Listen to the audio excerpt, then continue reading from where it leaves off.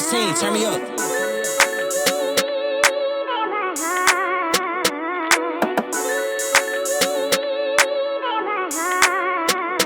And just like that, we're back. It's the Views of Section 400 podcast. Matt, Jack, and Brian bringing you along for this slightly interrupted sports conversation, action-packed episode. I was out last week. Brian did say I was looking for the wife.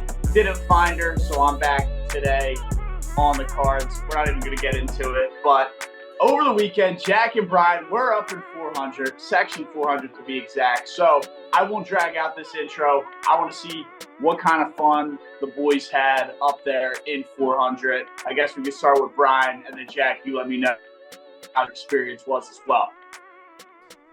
Yeah, the vibes at Citi Field were at an all-time high. I wish I could say they're still at an all-time high. They've lost 2 in a row since I've been there. But, I hadn't been to a game in, I think, 2 years in New York. It had been a long time, and my sisters and I had the idea to surprise my dad for Father's Day, get him some tickets, so the whole Houck family was there. It was a great time, great vibes. The pastrami sandwich was a little dry. I won't hold it against them. The beers were a little expensive. Again, I won't hold that against them. Use code SeatGeek, and they're free beers. So it was all good there. Great game. Mets continue to just slap the ball everywhere. They've hit the most home runs in the league since June, I think. It's been incredible. The Spider-Man was out there. We had Grimace out there, Pin Man, Cowboy Man, like everybody. All the characters were out on Friday night at Citi Field. It was packed. It was loud. It was awesome. I had a great time. And I was actually in section 500, not 400. I went one up just to prove my loyalty to the brand. So fun Friday night. I respect the hell out of that, Brian. The way you're explaining that, you're making it sound like the Mets are the best team in baseball. Slapping the ball all over the place, hitting the most home runs. The stadium's packed. They're overcharging on their beers and food. You're up in section 500 because it's so packed. Yet this team's, 5 games above 500? Yeah, since June, they've been the best team in baseball, though. They were terrible. In a transition year. Yeah, it's incredible. I'm having a great time in a transition year because it's, the aspirations weren't that high. So now we're playing with house money, you could say. And I hope Don't worry. We'll get into that in a little bit. But Jack, how was your weekend up there in 400? Or maybe you beat out Brian and there was a 600 level. Yeah, believe it or not, I was in a little tennis stadium. So there was actually only the 300 section level. There was no section 400. But I will tell you, I was in section 316, row U. And you want to know what was at my back? The fence. I was the last row in that stadium. Again, just like Brian, proving my loyalty to the brand. We try to go as far up as we can. We're just there to have a good time. I got to see Sam Hunt, Russell Dickerson, some country artists. Not sure if you guys are familiar with the genre, but had a great time. I was drinking some tall boys. Only $12. So, we basically got 2 free with our SeatGeek promo. That's views from section 400 on SeatGeek with your first purchase. It's a great deal. I got 2 free beers out of it. I can't agree more, man. Views from 400 and you get yourself some $20 off. But yeah, Brian, did you use the code for those Mets tickets or no? We did. There you go. So everybody's getting savings all around. It's the best deal around right now. What's better than $20 off a pair of tickets to go see a baseball game or a concert? It's the summer. It's beautiful weather. We only have a month left of it because we almost have football season, people. So get outside, touch some grass, and enjoy it while you can. Couldn't have said that better myself. Matt, how was your weekend? Nothing crazy, man. Brothers, my cousin's engagement party. So congrats to give a little shout out to Ty and Erica on the engagement, and hopefully very successful wedding and happy years to come in married life. So it was good celebrating that. The traffic getting in and out of New York was a nightmare. Saturday, midsummer, there was a Met game. You have your Hamptons traffic. It was a nightmare getting in and out of there. So that was my only complaint. Other than that, Beautiful weekend up there. Beautiful day. But yeah, I guess I could ask a question, and that's who has the worst traffic? I've experienced New York, but is LA worse than New York? I mean, I haven't been in LA traffic enough to really comment on that. The two places I'll say that are the worst are Miami, that's South Florida traffic, and Atlanta traffic. I don't think anything beats Atlanta traffic, for being honest, though. That's going to take the cake as the worst traffic for me. Dude, that New York traffic is no joke. Brian, you got any input? I mean, I've never been to LA, so I won't compare the two there, but being in Auburn for forever, I heard about the Atlanta traffic and all the complaints. It's nowhere near New York. It's not Yeah, close. You have yeah. 5 lanes to work with on I-85. It's bad, but it's not terrible. Grow Yeah, up, I Atlanta took. I people. think New York's the worst, dude. It is I by mean, it's far. outrageous. It's terrible. You I can't get mean, anywhere. there are Yeah. certain areas you're just not supposed to drive in. But Well, you could say that about New York too. what are you trying to drive right across Times Square? Like, yeah, that's an L. Everything about that is just an L. Well, you guys let us know in the Brian's comments thinking what you about the think the times worst he traffic in America is. Brian's thinking about all the times he's driven right past Times Square. Like, yeah, that was probably a really bad idea. Like, oh, probably shouldn't have went there. Why don't we jump into the mic of the week though? Yeah, before we do that, we do have a message from the aforementioned SeatGeek. Ladies and gentlemen, it's tough to say, but the summer is almost over. With the 80-degree weather and sunny days coming to an end, there's no better time than now to head over to SeatGeek. Whether you want to get to a ball game up in Section 400 this summer, check out an outdoor concert before the weather turns to rain and snow, or go to a football game, yep, those are happening in August, SeatGeek is the premier ticket app that takes the confusion out of buying tickets. All of you up in Section 400 can get $20 off your first ticket purchase with code VIEWSFROM400 at checkout.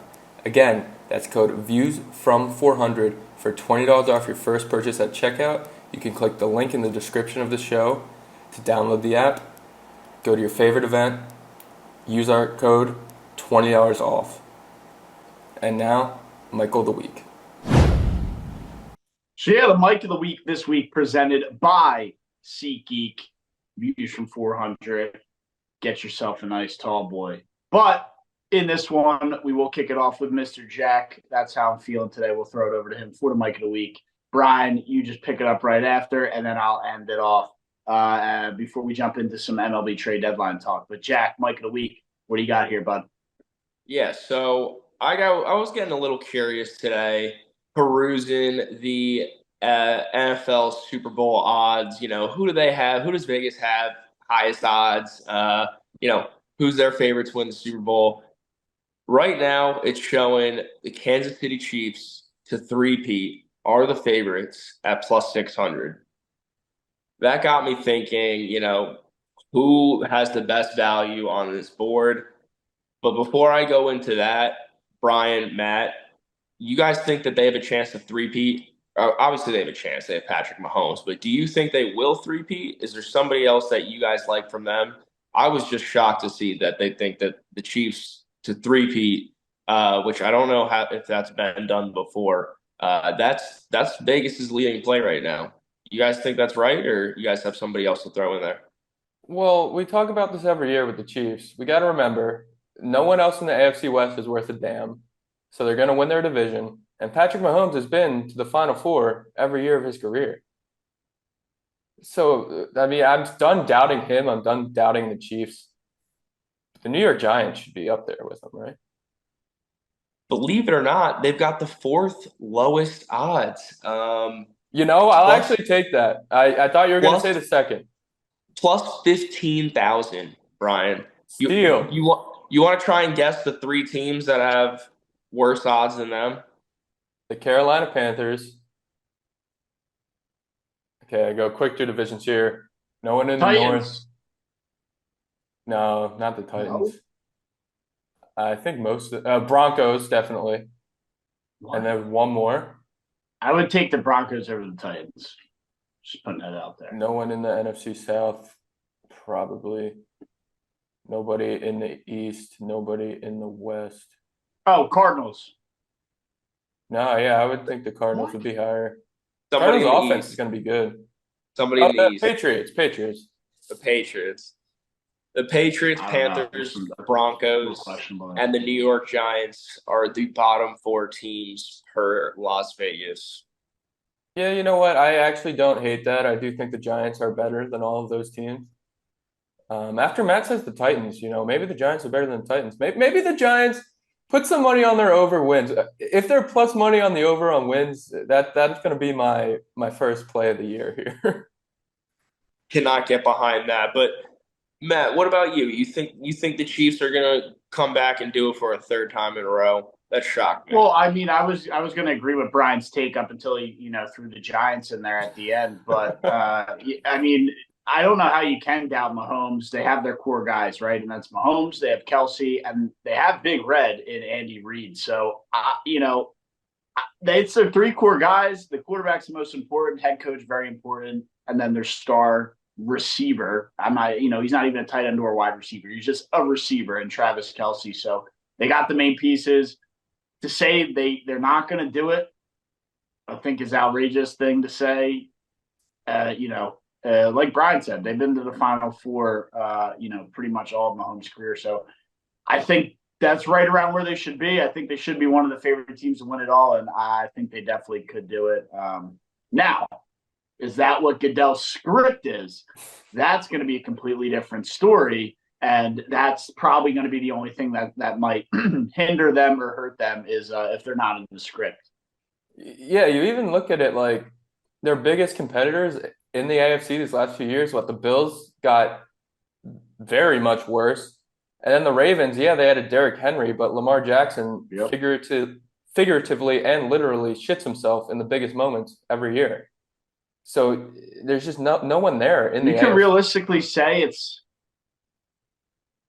the Ravens, the Bengals, and maybe the Texans.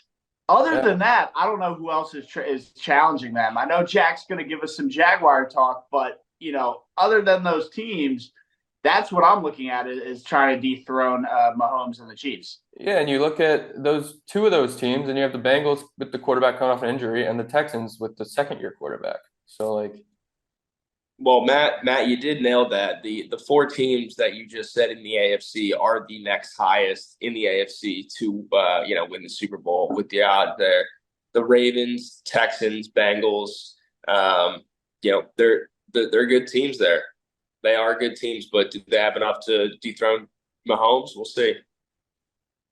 You can't say yes to something that hasn't happened yet. So it's still Patty Mahomes' conference, and until otherwise shown on the field, it'll stay like that.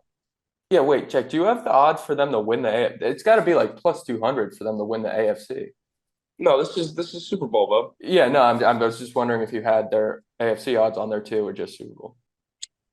Because if they're plus 600 to win the Super Bowl, they got to be like maybe plus 250 to win the AFC. Plus 350. Now that's a good bet right there. What do you think about this? They're plus 350 to win the AFC, but the Niners are only plus 300 to win the NFC. Matt, how do you feel about that with your Eagles? I mean, I don't even know how to address this or get into it. I'm not going to get all fired up and give you guys a rant spectacle here on Sunday night. But it's a little ridiculous because the Eagles effectively have made way more upgraded moves than the Niners have. And I think the Eagles roster is better than the Niners. I know it didn't show last year. I put that on the Eagles coaching staff before I put it on individual players, but new staff seems to be a little more competent. Early reports out of the first couple days, Hurts looks extremely sharp with the football, knows where he wants to go with it, throwing it with some zip. Always love to hear that in the first couple of days. So Hurts has looked sharp. Players are adapting and adjusting, and they got some dogs on that defense. So, yeah. What's the Eagles' odds? I mean, they can't be too far off, and if they are, you're getting great value. They're tied in second with the Lions at plus 550. Okay, so that's a bit of a drop from plus 300. Look, I think there's a value play on the Eagles at that. And, I know I'm biased, but that is the three best teams in the NFC, whichever way you look at it. It's the Lions, the Eagles, and the Niners. I think I would still put the Eagles and the Niners kind of on that like 1A, and then the Lions at a very close 1B. And that's just how I would read that. I was just gonna say, just because you asked, Brian, the Giants are plus 6,500 to win the NFC. Yeah, that makes sense too. But the difference there in those numbers is the 49ers are favored to win their division. They're terrible division, and the Eagles have to contend with the Cowboys, who they should beat out. But that's what you're playing, is the 49ers are probably going to end up with the 1 seed. Just based on paper that the Eagles have to deal with the Cowboys, they might lose that division to the Cowboys. So that's what those numbers are. Right. They would have to play an extra game in the playoffs. Yeah. I mean, it could go either way. But again, over a month away here. NFL division previews start then. I think we can drag this out a little bit more. But Brian, why don't you help us get through this Mike of the Week here? Yeah, I'll be quick with mine after that football discussion. Just two quick Olympic stories that I thought were pretty interesting. We have a 61-year-old woman from the great country of Luxembourg that is a table tennis player, and she is in her 6th Olympics. So I don't know the last time we hear of 16-year-olds in the Olympics. We don't hear of 61-year-olds in the Olympics. So that just surprised the hell out of me. And then also we had Jason Tatum play 0 minutes on Sunday for Team USA in their win over Serbia. Yeah, handing out a lot of water bottles on the bench. I mean, should we get into our USA Serbia talk now, or should we save that for our Olympic talk? Maybe we'll save it and let Matt give his Mike of the Week here. That's a good idea. Yeah, and I guess for the Mike of the Week, I said we get back into it. It's the New York Mets for being active at the trade deadline. I've been told countless times on this show by Brian exclusively that it's a transition. We're not going for it. It's a dead year. This, that, and the third. They just went out and got a rental in Jesse Winker. Last time I checked, you don't make that move in a transition year. You don't make that move if you're not going to make the playoffs. I know Brian's going to have some bullshit excuse on why they went and made the move or why they this, why they that. I am shocked that a team in a transition year that isn't looking to win went out and made a move like this. If anything, get rid of guys in a transition year, acquiring a guy at the deadline who's probably a rental, very old. It's not a transition. Is not a rebuild. I explained what this was when I talked about it. They're in a transition year where they're gonna assess, and if they need to sell, they'll sell. If they're in it, they're gonna at least kind of go for it. They're traded their 30th ranked prospect for Jesse Winker. They're not out there selling the farm for try to get Juan Soto or try to get one of these great pitchers.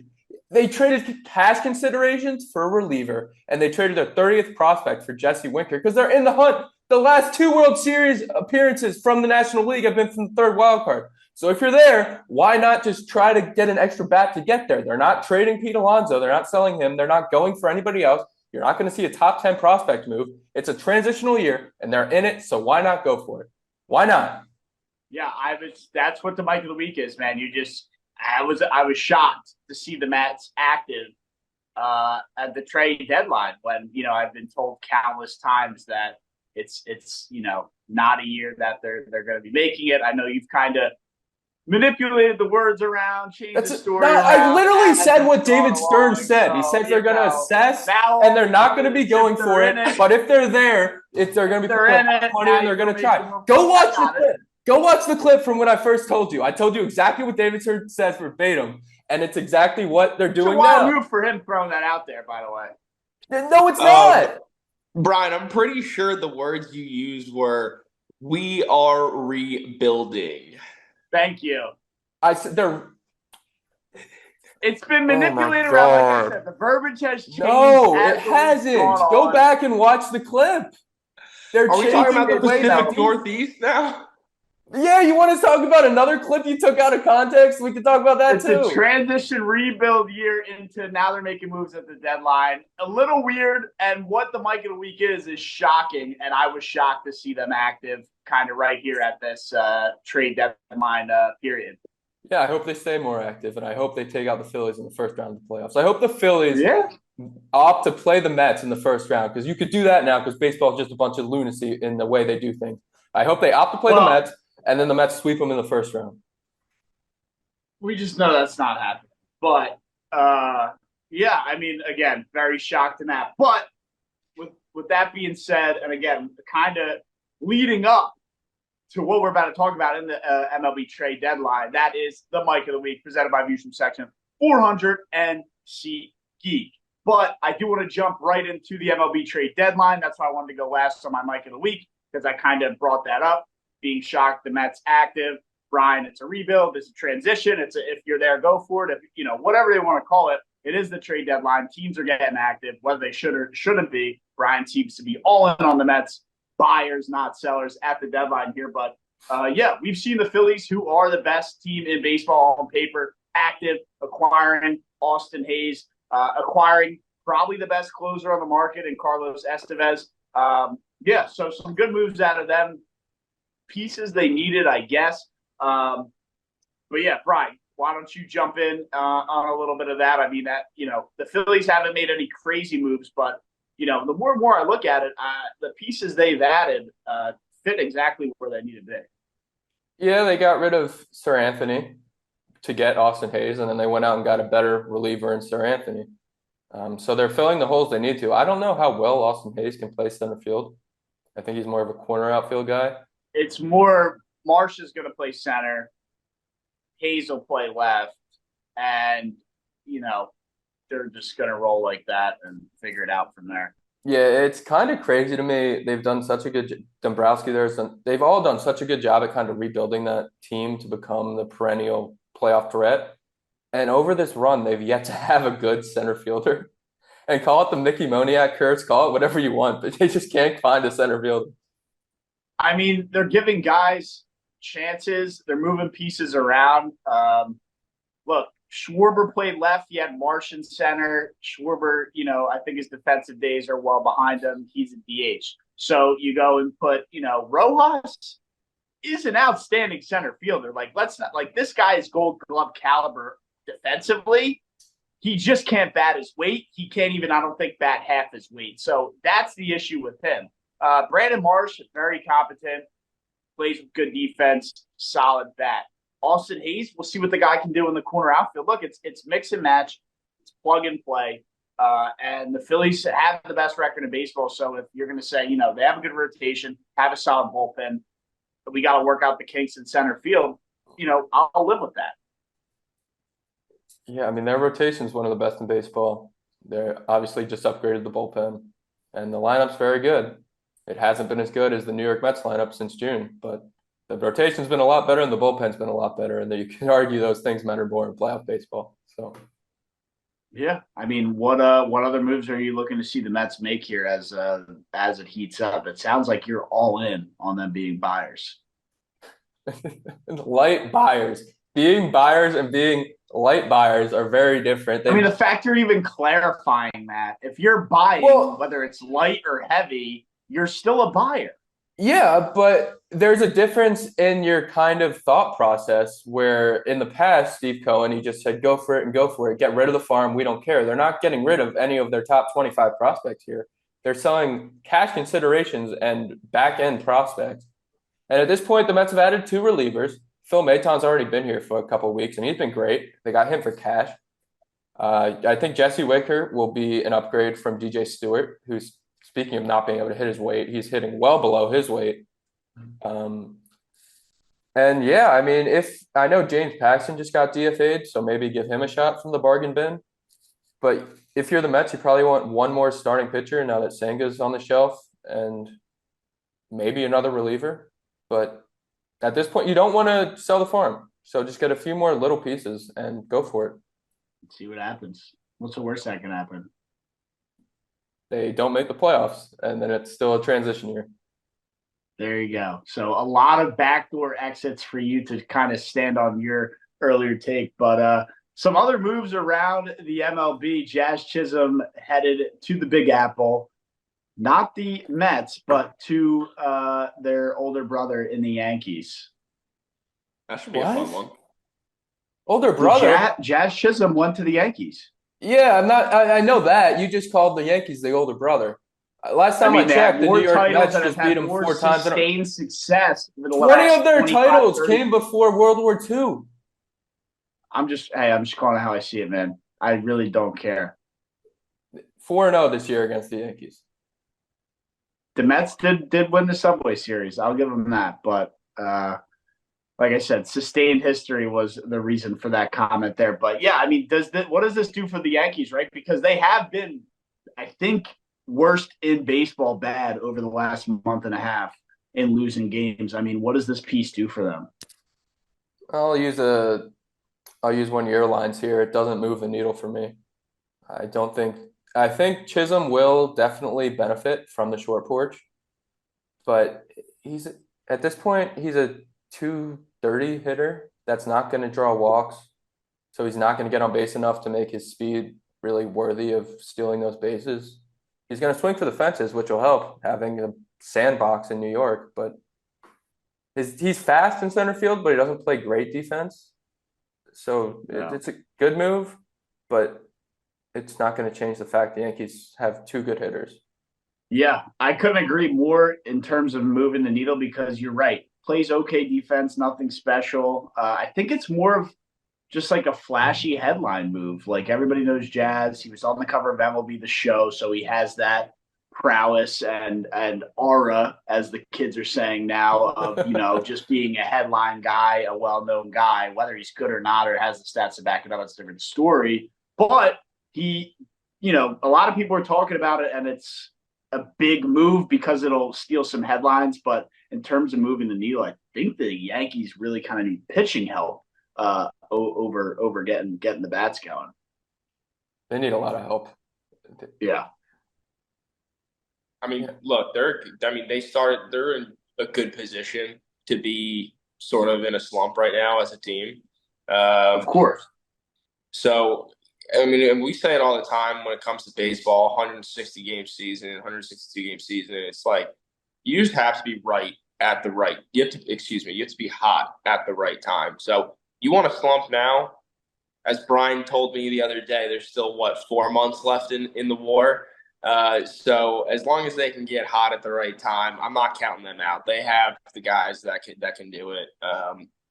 But yeah, we'll see how that goes. The only issue there is they're running out of time to end this slump because they did build themselves a lot of breathing room, but now they're down to like 13 over, and you get under 10 over. That's when other teams see blood in the water. Yeah, absolutely. But Matt, to your point, big flashy player, flashy, signing. That's exactly what the Yankees are known for. That's been their MO for the past 2 decades. Yeah, I totally agree. So, that's the 2 best teams right there. I know we had some Mets talk as well, but Brian, any other moves that were kind of crazy in there? I know Randy Arozarena is on the move. Some other big pieces. What's so funny? It's just a subtle jab there. What is the subtle jab? The Yankees and Phillies are the best teams in baseball, and we touched on the Mets. Why would I include the Yankees aren't even first in their own division? You just had to throw a jab at the Mets. I heard the subtle jab, and I'm just looking at Brian. Brian may have not even been. I can't believe he did this. You may have not even done it on purpose. It may just be so ingrained in your mind to take jabs at the Mets that it just happened. I think it is pretty ingrained. But either way, I want to touch on Arozarena. Didn't he go to the Mariners? I mean, they're kind of going for it here. Yeah, another team in the Pacific Northwest that will be full on going for it. Well, I'm glad you brought that up because, Jack mentioned the 49ers plus 300 to win the NFC. Mariners are going to. Oh, I know. Here you go. You're going to say. You can move my words from the West Coast to the Pacific Northwest all you want, but I did explicitly say in the take, in which I said West Coast, but we can have Pacific Northwest. I don't care. The 49ers do not count. I said that. Which is wild how you can pick and choose this narrative. But either way, the Mariners make a move that seemingly suggests they're, going for a run. So worried about it. I personally probably wouldn't be scared of the Mariners, but maybe you're a little rattled. Well, listen, I said it was going to be a Mariners-Mets World Series, and the Mets would take down the Mariners and the Pacific Northwest. And the Mariners are proving me right. Listen, they have the pitching. The issue now is they're the West Coast Yankees, except they have better pitching. They have two good hitters in Julio Rodriguez, who hasn't had a good year, and Randy Arozarena, who hasn't had a great year either. But at least historically, that's two good hitters. Nothing behind them, but the pitching is much better than the Yankees or really most of these teams in the league. So maybe they strike lightning in a bottle here. Maybe they do. We're gonna have to wait and see though. A lot of time. But I mean, that's kind of all I have. The MLB trade deadline isn't over yet. I'm sure in the next show we're gonna have some stuff to go over there. But yeah, Olympics update. It just started. A little bit of a wild opening ceremony. Some backlash there. People weren't the biggest fans of that, and we'll just leave that to that. But Team USA, at least on the basketball side of things, did pick up a win against Jokic and Serbia. We talked about this last week. The U.S. is fine. They're going to steamroll through this tournament, and they're going to take home the gold. There's really no point in even watching because every game isn't even going to be a challenge. That's what I think. Maybe there's a close game here and there, but Team USA, they should just give them the gold medal now, send them home. Let's not waste everybody's time. Yeah, if you guys aren't following us on Twitter, go follow now at Views for 400. But we posted a meme today which pretty much sums up this game and how this tournament's going to go. The world may be getting better, but Team USA still has Kevin Durant. And he is and may go down as the best international basketball player of all time. It's absolutely unbelievable. Today, I believe he was perfect through his first 8 shots, had 19 by halftime. And the U.S. kind of struggled in the exhibition games. Kevin Durant was not there. So Kevin Durant shows up and we beat Serbia by 30 points. Yeah, I set an alarm. I was watching it this morning. I was so ready for that game. And we went down 10-2 before, we even knew it hit us. And then what happens? You get Steph Curry. Steph Curry just launches a deep three, splashes, and I'm like, that's USA basketball, baby. And then we bring in KD after not seeing him in any of the showcase games. And you're right, he went 8 for 8, 5 for 5 behind the 3-point line, had 19 or 21 points going into the half. Just insane. LeBron was also, I think, 6 for 6 or 7 for 7 at one point. They were both perfect on the day. And then, you got Steph Curry just draining in threes. Shout out Booker. I don't like to give him a lot of props, but he has a nice shot, and he was hitting too. Dude, it was awesome to watch. I mean, to Matt's point, we are going to win this whole damn thing. You don't really need to watch it. But at the same time, this is like an all-star game every game. It's so much fun to watch these guys. And as much success as Jokic has had over the past few seasons in the NBA, here it was just tough, man. It was like him against the Monstars, and he just had no shot. Quick shout out to Dwayne Wade, who was on the call with Noah Eagle, Ian Eagle's son. But he had a great call on Kevin Durant's fifth made three. And he said, Kevin Durant, people, his pronouns are he and him. And for your broadcasting debut on the Olympic stage, I was proud of Dwayne Wade on that one. Yeah, I thought he did a great job. Yeah, Matt, what are you going to say? The only thing I was going to say on the United States team, dude, is they have Jason Tatum is the acting water boy. I mean, what other team has that available, right?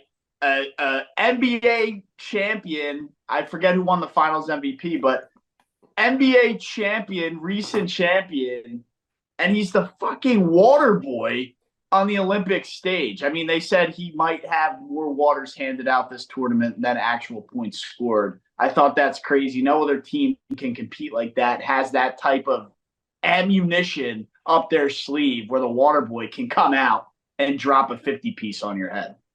Yeah, well, listen, at the beginning of the finals, I said Tatum would not silence the haters. And right now, you have the finals MVP sitting at home yelling at Nike because it's conspiracies at home. And then you have two of his teammates playing meaningful minutes while he's sitting on the bench for Team USA basketball. So what does that tell me? The best coaches in the world think he's the fourth best player on that NBA finals winning team. Dude, yeah, I was just going to say, you see Drew Holiday out there, you see Derek White getting legitimate minutes on this team. And to your point earlier, Jason Tatum did not play a minute in this game. I think it's hilarious. I really do. You could argue too, they didn't really need him. Like the positions that he would have filled were taken up by LeBron James, who, by the way, 40 years old, like you said in the last podcast, Jack, still the best player in the world, almost had a triple-double. Kevin Durant, and then even Devin Booker was hitting threes. So, like, if you're going to play Tatum at the 2, Booker did a great job. And Anthony Edwards had the best move of the whole game, did a step-through on one of the defenders. So, like, that was clean. No room for Tatum. Yeah, no, and I mean, it's hilarious. I mean, he's going to be plenty important for us, probably next Olympics. But our 3 best players are our 3 oldest players. LeBron, KD, and Steph, I think, are the 3 oldest players on the team, all over 35 years old. And they're the 3 best players on our team. Yep. And I guess before we move on from basketball, because I know that's about all of it on the U.S., I did bring up Dwayne Wade for a reason, because I had to fill in my Germany future here. I had last podcast, I gave him out plus 235 to win a medal. They went out there, they won game 1. Daniel Tice, 18 points, perfect from the field. The last player to go perfect without missing a shot at the Olympics, Dwayne Wade, who was on the call for the U.S. He scored 19 against China, 7 for 7, and 5 from 5 from free throw. Daniel Tice was 7 of 7 from the field and 2 of 2 from the line. So shout out Daniel Tice. Germany, I'm telling you, Australia looks a little bit better than I thought they would. Josh Giddey had 17 points, which is also hilarious. He didn't break 18. But Daniel Tice and Germany, watch out for them. They're going to win a medal. Yeah. Well, I'll throw in some love for Canada. They have a very deep team. I know you said it last pod, Brian, but Canada's got a very deep team. They had to go up against Giannis and Greece in their first game. Giannis was unstoppable, 34 points. I thought that Greece was gonna make the comeback and win that game, but Canada just was too deep, had too many options. It was SGA, it was Dylan Brooks, it was RJ Barrett was probably the best player for Canada in this one. And I know I'm forgetting plenty of other good players. Jamal Murray, plenty of good players for Canada, and they took care of Giannis in a close game though. Yeah, NBA superstar Dylan Brooks, you missed out. And FIBA's Twitter account is loving him, by the way. It's just the villain energy. And also, Greece could have come back if Giannis didn't foul Jamal Murray at half court with like 17 seconds left. I still don't understand what he was doing there. I guess he made him lose on purpose because they won't show his games on TV in Greece. I know. We're just such hyper analysts here at the Olympics. And then stay tuned for the 4 and 400 draft where we all pick our naive, ignorant selves pick what Olympic sports we could do with enough practice. So that'll be fun. Stay tuned for that at the end of the show. These world star views from Section 400 superstars will take their crack at the sports they think they can compete in at the Olympic level. Stay tuned for that at the end of the show. Yeah, I'll tell you, I'm not picking anything to do with running after everyone saw my 40-yard dash. Yeah, I mean, I feel like we could go 2 ways with it. Do an absolute joke of it or pick sports we actually think we have somewhat of a remote chance. But stay tuned for that coming up in a little bit here. We have one more segment to get through, and that is the official opening of the NFL training camp. Football's back, sort of. No games yet. Training camp and next week of the Hall of Fame game. Everybody's fired up. Will be a lot of backups, but always nice to just see the broadcast, back for that. But with the start of training camp, already some headlines to break down. I did see Trevor Lawrence is already on the board. So, Brian or Jack, why is he in my notes? Because he's getting compared to Blake Bortles from 2017 in this training camp. I don't know if you guys remember, Blake Bortles had that practice where he threw 5 interceptions in like 30 minutes with the first team. But Trevor Lawrence is getting damn near close. And then he took us to an AFC championship and almost beat Tom Brady. Yeah, I remember that. Hey, Jack, to your credit, I still think the Jags should have won that game. I mean, you guys had every right to win that game. Miles Jack wasn't down. Yeah, I mean, that was a game that was like, the moment wasn't too big. I mean, you guys were right there. No, that was some Goodell called it in. Some Vegas, some Buffalo Wild Wings put up the sprinklers type bullshit. Yeah. It's a real thing, man. The script's real. You heard me mention in the beginning of the show. Well, Trevor Lawrence, it's looking like he is too bad to even fulfill any kind of script that is going to be up for the Jaguars this season. Yeah, it's coming from a Daniel Jones lover. So Daniel Jones is Trevor Lawrence. I'm right here with you. They're Daniel on the Jones same will career path. never be Trevor Lawrence. They're the same There was person. an interesting topic and some discussion. Everyone's saying the value play in the AFC South is the Indianapolis Colts plus 310 to win that division. They're Brian, you better agree or than the disagree? I Jaguars. know Jack disagrees with me, but Brian, agree or disagree that there's some huge value on the Colts at plus 310 or plus 320? I think the Jags are maybe plus 250. And the Texans obviously were the leaders, just don't have their final odds. I don't know about the Colts for the division just because the Texans are going to win that division. But I don't know what the Colts are to make the playoffs, but they should come in second.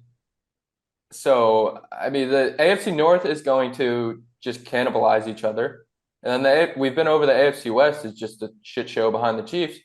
So the second playoff team may come from that AFC South, and it's not going to be the Jaguars or the Titans. So you might as well put some money on the Colts. Jack, you seem to disagree with Brian. Tell us why. It's just so unbelievable, Brian. I know I've gone at your Giants on to no avail at this point. Day in and day out, you always get it from me, but you're not getting me riled up with this one. That was just some incompetent crap. There is no shot that anybody is beating the Jags for this division. It's not going to be C.J. Stroud. It's not going to be Anthony Richardson. It's going to be Trevor Lawrence. They're not good. Trevor Lawrence is not good. Travis Etienne has been a breakout candidate for like 2 years now and hasn't done anything. They have Evan Ingram as their leading receiver, the same Evan Ingram that can't catch a pass. Like, they're not a good football team. Christian Kirk is their number one. He was a number 3 receiver before you guys paid him. They're not good. Right. Brian, you're just literally wrong about every single thing you just said. Every single thing you just said How? was incorrect. Travis Etienne has been a top 10 running back for the past 2 years since he yes, he has. Since he's entered the league, you go look at the fucking metrics and the production. He has been a top 10 back in this league for his entire career, which has only been 2 years. Evan Ingram led every single tight end category last year. I'm pretty sure he almost set the reception record for all time single season reception record by a tight end. He almost set it last year. And you're talking about this man can't catch a pass. Christian Kirk, before he got hurt, was putting up wide receiver 1 numbers. So shut the fuck up. He's putting up wide receiver 1 number because he's the only one there. We just drafted Brian Thomas Jr., the 4th overall receiver in this class. Yeah, the guy that's a 17th merchant from getting pick. Malik Neighbors coverage, and then he one-on-one because Malik Neighbors have 3 guys on him. I'm really scared about Brian Thomas Jr. So to go over it, on the I can't wait for front, him to make you eat your words. on the Travis Etienne front, I think receiving, sure, you can make the case top 10, maybe even top 5. Rushing, I don't know what the stats are, but just based on what I've seen and first glance, if I had to take a first answer, I would not say he's a top 10 running back. Rushing the ball. Receiving, a different story. I don't know the final numbers, but that's my take there. Evan Ingram, I'm on Brian's side. Guy sucks. And then to branch on to Christian Kirk, he only looked good last year because Calvin Ridley was there. Calvin Ridley's gone. So it's not saying that Kirk's going to suck this year, but it's going to be a glaring headline very quickly because there's no Calvin Ridley there to kind of bail out whatever thing. I know you guys just drafted the guy, but a rookie's a rookie is a rookie is a rookie. Like that's, Okay, so you're saying a lot, but you're also not saying much. What are you concerned about? That Christian Kirk? How am I not saying? Calvin Ridley isn't there. I mean, that's a lot right there. That's a lot of production. He had a lot of targets last year. He had a good amount of production, but he wasn't a perfect fit. He also stinks. He wasn't a perfect fit for us. Instead, we go and get all we really used him for. I mean, obviously, I watched every game of last season. All we really used him for was his vertical threat, expanding the field downfield. And what do? We ship him out of town. What do? We bring in Gabe Davis, who is notoriously known for just catching deep balls from Josh Allen. And we come and bring in Brian Thomas Jr., who is notorious catching deep balls from Jaden Daniels at LSU. He had the most touchdowns out of any receiver in college football last year. I'm not worried about this, guys. Trevor has weapons. So then why does he look terrible in training camp? Brian, I was going to say that's you just jerking yourself point. off saying Daniel Jones is better than Trevor Lawrence. I'm reading reports. It falls back to Brian's point. Is Trevor Lawrence he/him? He's not. I don't know that he is. I don't know that he isn't. I do know he dropped an opening of training camp quote of saying expectations are high and they should be. Doesn't sound like that's yet translating in the early training camp practices, as apparently he's, throwing the ball to the other team early and often here, early in camp. Yeah, I guess the one silver lining, Jack, at least he's throwing it to your team still. Yeah, you know what? Yeah. I'd rather see my quarterback throw a ton of interceptions in camp than, have somebody like Daniel Jones who won't throw the ball more than 10 yards down the field. So I told you early reports at Eagles camp, Jalen Hurts looks sharp. He's locked in. I already told you there was videos of him in the weight room watching Randall Cobb highlights or Randall Cunningham highlights. Not great reports coming out of North Florida on the Jaguars star quarterback they just paid $50+ million to. Yeah, I think you guys are just tripping over shit. Like Daniel Jones. Yeah. Brian, so we know what we've heard at a Jags camp on Trevor Lawrence. We know what we've heard at a Eagles camp on Jalen Hurts. What have we heard out of Giants camp on Daniel Jones? Nothing good. But it's not as bad as the offseason stuff on HBO, so at least there's that. Also, Brian Dable is not committing to Devin Singletary as the lead back because I guess they drafted another running back. When you also have Eric Gray. So I don't really know what's going on or what they're doing, but Malik Neighbors looks good. So we got that going for us. That'll be, are they going to run into, hey, are we going to sign this guy after 3 years if he lights the world on fire? Are they going to sign him like they did Odell? And then the guy's going to fall off a cliff and start fighting cornerbacks?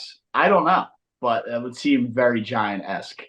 Yeah, the way receivers are going in the NFL, it wouldn't surprise me if Neighbors gets fed up with the Giants and drives his car like 150 miles per hour on the Jersey Turnpike, and then the Giants are forced to cut him.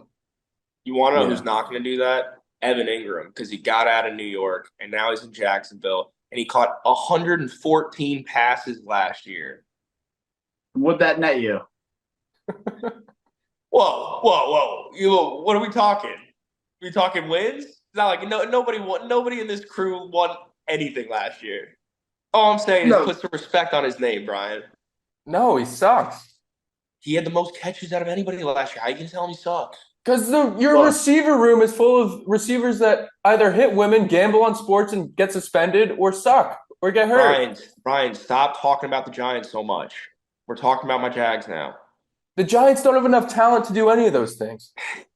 All they do is shoot themselves in the legs. That's what their receiver rooms are known for. After they win the Super Bowl. We do have division previews coming up. So that, for everybody watching, it's a good sneak peek of what we're going to be getting into. Because the previews are coming in, they're coming in hot.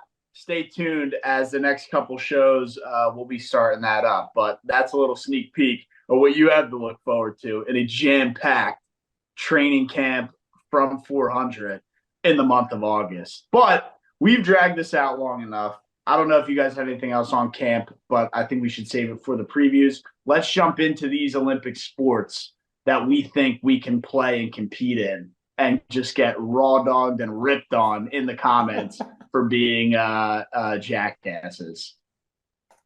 All right. Yeah, the correct answer is none, but let's try this. But we're going to have I don't know. I really don't know.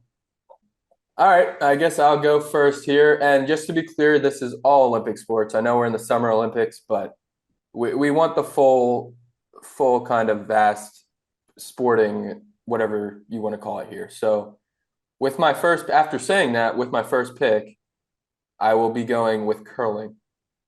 Pretty easy one to take. Also, don't think you would be very good at that, man. Do you know how to ice skate? Don't have to ice skate. You have to ice skate. Oh, they don't have. I know it's on. Oh, I guess they have the special shoes for that. All right, my bad. Yeah, you're Yeah, also like you just gotta be kneeling. able to work a broom. Yeah, work a broom. Yeah. I went through pledship and I play shuffleboard at the bars sometimes. I feel like that's two skills that would help me. All right. Well, with the second pick, I don't know if you guys seen this. I believe it is a summer sport. It's the speed walking. So the guys who Hmm. did the speed walking, I mean, I don't know how I can't compete in that.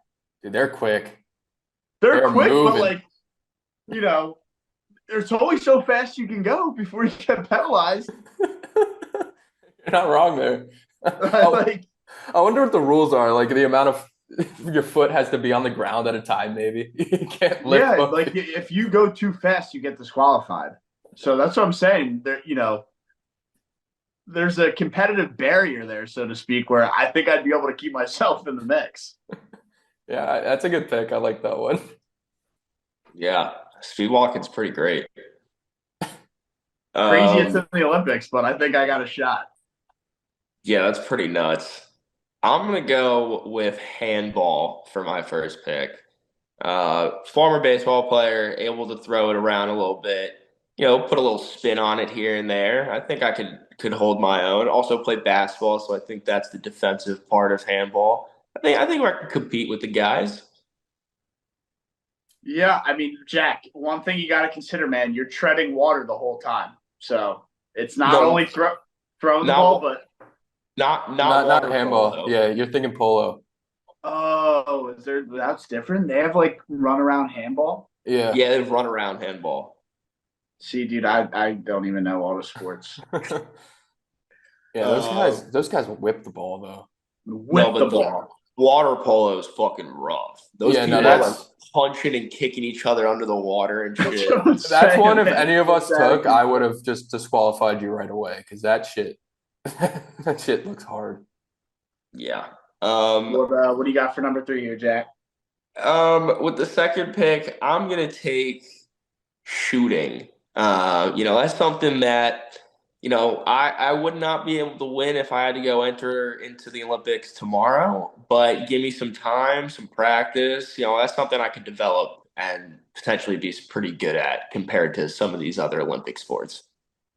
So I was going to say archery with my pick. Is that That off the that plays. board? No, that That plays. It's plays? It's different. different. Okay. Different. So I was going to go with archery, same kind of thing with Jack. I think if I had some practice, not running around doing anything crazy physical, I'm sure there is endurance involved. All you archery fans don't jump down my neck here. But yeah, I would go with archery. I think with some practice, I'd be able to shoot the bow and arrow. Is it? I guess they use and maybe get relatively close. But yeah, I'll take archery. Yeah, that's a good one. I'm gonna go with sailing as my second pick. I feel like if I spend enough time on a boat, just figure out kind of what I need to do. It wouldn't be too hard to pick up. And this one may be a little, no, I think ski jumping because you don't really have to land. It's just how far you go. So as long as I can figure out just how to stay kind of straight going to the hill, I just have to, Dude, you would eat shit and Yeah, die. you could break everything. but that's not judged. Like it's just how far you go. So I might die, but I might get a podium spot. You might place. The ultimate sacrifice. I don't know. We might have to call BS on that one there, Brian. But I guess with my third pick, I will stay in the winter category here and go with bobsledding. I feel like you have other teammates there.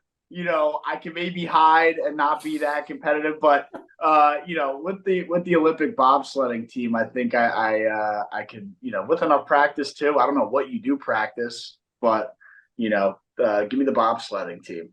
Yeah, they could just hide you in the middle. It's all like shifting your weight around. Yeah, But yeah, just go in the middle. You'll be fine. I think I could sneak away with that one. All right. Jack, you got two here. Yeah, the rest of these I am not able to do. Tell me you can't do a triathlon. Not at like an Olympic level, bro. All right. How about we go with rowing?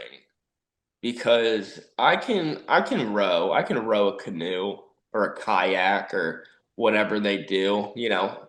One of these. I can get on with that, or I can get on with one of these. I could get on with both of those. So let's go with rowing. Yeah, I like that. And I gotta pick the last one now. Yeah, you got two.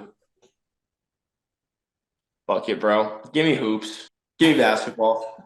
No shot. Maybe for Are you are you redoing your life and getting born in like Afghanistan or something? I was gonna say, are you gonna be a Does citizen this of a have to be different for Team country? USA? Yeah, you're representing Team USA. I was gonna say I could probably play for like Team Italy and hoop for them. I don't even think you got a shot with that. No, I probably don't that, but They got I've Danilo actually played Gallinari. basketball before. I haven't played half of these other Yeah, but there's sports. still some NBA guys on that team. Nico Mannion. What was that? They got Nico Mannion hooping out there. So are you keeping that, Jack, or are you walking that back? I'll walk it back. Oh man, what else do we got on here? Diving. You can't dive. Yeah, I could Brian, dive. draft's Dive- not over yet, boss. Jeez Louise, dude. Was that your next Shut pick? the fuck up. That was definitely your next pick. Not anymore. Sorry. Look, I'm seeing. Like, I thought we I'm had a strict rule on not helping people out here. We normally do, but I kind of want to just eat some dinner, so I'm trying to get them going. I feel that. I am starving as well. So, Jack, if you want to move All right. along. Here we go. I'm seeing that there's an Olympic event called trampoline. So Wait, give me the fucking trampoline. I'll do a bounce and some shit on that and take home gold. Thank you. are you sure? Yeah, gymnastics trampoline. Well, yeah, No- I mean, no as we job just taken. said, as we just heard there, as Brian tried to give away my final pick, it is going to be diving. Not swimming. I definitely can't keep up with the guys doing the swimming. The endurance that they have is you can't comprehend it watching it on TV. You're like, oh, I could probably just swim. No, these guys are lights out swimming, so not swimming, but diving. Might get a couple. Land on my back and feel like I fucking just landed on concrete a couple times, but I think, with some practice, I could dive. I dive in the pool. I know it's completely different, but I'll go with diving. This isn't supposed to be perfect here, so Yeah, again, it's stuff we can do with enough practice. So like Yeah. Jack's saying I like basketball. my list a lot. I already fucking speed walk half my day anyway, so I don't Okay, even know well, how much practice I need on that. I'll round it out with rhythmic gymnastics. I feel like I just have to wave a baton and like some flags around. I would hate to see you in like a leotard on a gymnastics mat. That's just disgusting to think about. Yeah, that'd be pretty nuts. But everyone can kill us in the comments down below. Let us know. Call us out of our minds. Call us fat. Call us lazy. Call us unathletic because we probably have no chance of ever doing any of these things, let alone some of the main sports either. But the 400 is supposed to be fun. It's a fun segment. We do it every show. But other than that, it was a long weekend. I'm ready to eat some dinner. I don't know about you guys, but I'm ready to wrap it up. That's enough for me. I don't even have the basketball today to take a shot. Oh, wait. Yes, I do. So Yeah, you better. it's time to get right back on track. I'm about to go eat some food. My name's Matt. Views from Section 400. Jack and Brian, shut us down. Let's get red hot. Oh, that was even worse than the last one. All right, I'm out. I'll catch you guys. Peace. How the fuck is a hot dog $7, Steve? Matt's shooting 25%. Transition year for the Mets.